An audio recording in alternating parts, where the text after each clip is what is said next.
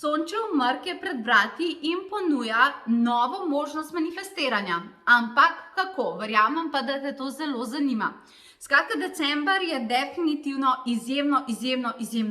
izjemno pomemben mesec. Okay? Izjemno pomemben zaradi tega, ker mogoče ga nekateri gledajo samo kot priložnost za praznovanje, kar je čist ok, pa vendarle bi rekla, da je predvsem pomemben zaradi tega, ker te vpraša, ok, iz tega leta kaj ne rabiš več in s čem greš zdaj naprej.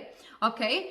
Zdaj, kaj pa delati ob samem sončevem mrku? Ena zelo pametna stvar je sicer, da se pridružiš naši meditaciji, ki bo v sončevem mrku na temo manifestiranja in preroštva in tako naprej, ki bo na spletu, ampak bi ti dala še dodatne 3 korake, hip, strašni trik, 3 so, kaj je tisto, kar bi bila vesela, da poleg te meditacije delaš še zraven. Meditacijo najdeš na potovanje-duše.si, ampak tole so pa nekako še tvoje dodatne stvari. Napisala sem si takole.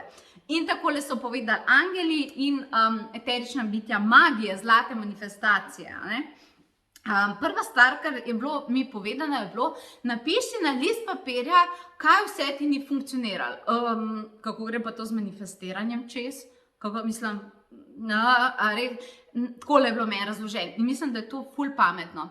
Če si ti napišeš na list papirja stvari, ki so se po domače povedano sfižile, niso šle dobro, so šle v neuspeh, se je zdelo, da pač ni bila dobra odločitev, če si ti to napišeš na list papirja in zraven narediš puščico in napišeš točno nasprotje tega, se ti preko neuspeha naučiš, kaj je tista stvar, ki pa treba narediti. Ker če ti nekaj ni šlo, oziroma si se ful trudila, ampak se je izjalovilo, to pomeni, da če si delal nekaj, moraš zdaj točno nasprotje tega dela, čeprav mogoče nisi pričakovala življenje nas res preseneti, zato, da bi potem šlo v uspeh. Se to je nekako logično. Če to ni delovalo, mora točno nasprotje tega delovati. Ja, verjamem, da boš daj kaj malo zagodrnjala, da tebi to ni prav, pa ti to ne bi, ampak včasih je res kogo, kar je rekel Mali princ, da je bistvo v čem nevidno in se definitivno stvari skrivajo, a veš, na nekih neočitnih stvareh. Ker si ti prepričan, da nekaj hočeš na točno tak način delati, potem pa ugotoviš, da ima vesolje pa še nek boljši načrt. Tako da včasih ljudje se res zelo na neuspeh, zelo zahakljajo, pa se ful sekirajo, zakaj je nekaj bilo, ampak dostikrat ti pa to lahko pokaže v bistvu, kako pa pol narediti na uspeh. In naša druga točka, ki je bila meni predana, je povezana s tem, ok? Odpusti si stvari, ki ti niso ratale. Odpusti si. Veliki ljudi, ki se res močno zasidrajo na svoje neuspehe, pa stvari, ki jim niso uspele in se za njih obtožujejo in si nalagajo krivdo in ne vem kaj. To nima smisla. Bila izkušnja, ugotovili smo, da jo lahko preobrazaš, ampak naredi vse manifestacijsko, da si rečeš, ok, bila je izkušnja, naučila sem se, bom zdaj drugače. Kaj pa, če so ti propadli odnosi? Se so sem nam. Ok, se pač naučiš, da bodo drugi odnosi drugačni. Se, če bi bili ta pravi zate, bi tako ostali. Pa tudi, če ti je, ne vem, neko življenjsko poslanstvo in šlo v tvojo smer, se ga vedno lahko začneš znova. Dokler si na tem planetu, hej, lahko vedno vse začneš znova. Ampak recimo nekateri ljudje se tako močno na to krivdo obesijo, da si nikoli več ne dopustijo potem začeti znova. To nima smisla. Dokler si živ, imaš ti nove manifestacijske priložnosti, pa trenutke vsako minuto na voljo. Ampak definitivno strah pred ponovnim poskusom je največja blokada manifestacije. In ponavadi ljudje, recimo, če jim par eni stvari nekaj ni uspel, probajo manifestirati nekaj drugega, ampak tega pa ne bojo več probavali, ker se bojijo.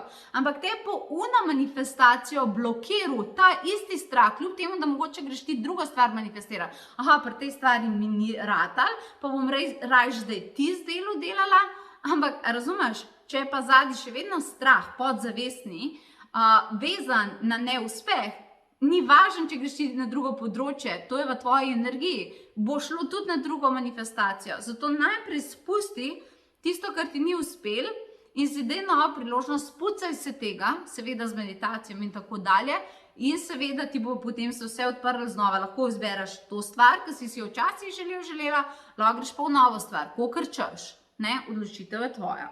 In tretja stvar, ki mi je bila predana, je, da ko imaš torej zdaj staro si spustila, zdaj prvo vajo si naredili smo tudi skupaj meditacijo, torej 3.12. na spletu ob sončevem mrku za manifestiranje, pa za preroštvo, pa za pogledati maksimalno dobre izide in potem rabiš še to zasidrati fizično. Kaj pa to pomeni?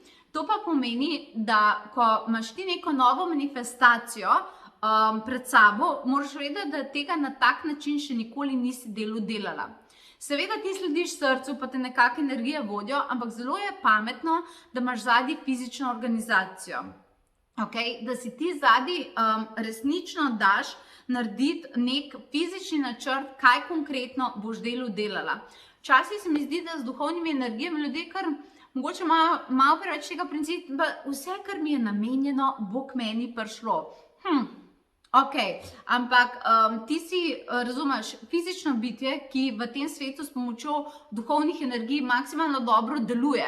Duhovne energije pa ne jejo namesto tebe, ne hodijo namesto tebe, ne govorijo namesto tebe, je res. To moraš ti vse fizično opravljati. Zaradi tega si je tudi ful dobro narediti fizični načrt, da si ga spišeš. Ljudje ne marajo tega delati, ampak to je ful pomemben za tvoje možgane. Možgani so, veš, v tvojem telesu so organizatorji. Oni so tisti, ki organizirajo stvari in so zelo strukturno naravnani. Kar pomeni, da če imaš ti stvari, katere možgani lahko opazujejo, to narediš za njih, to je prvi korak, drugi korak, tretji korak, potem bojo možgani temu lažje sledili, kakor če jim daš malo eterično svobodo, saj veš, to bo vse šlo. Možgani nimajo potem tega izvajalskega načina, kaj morajo pa zdaj narediti, pa kaj morajo sprožiti, pa kaj je njihova naloga. In potem ti lahko bezlajo po mislih, ki so zmedene, neki bi, ampak si neodločen, pa veš, kaj ti je za narediti, pa pol tega ne narediš. To je zaradi tega. Ker možgani ne vejo, kaj točno naj bi naredili.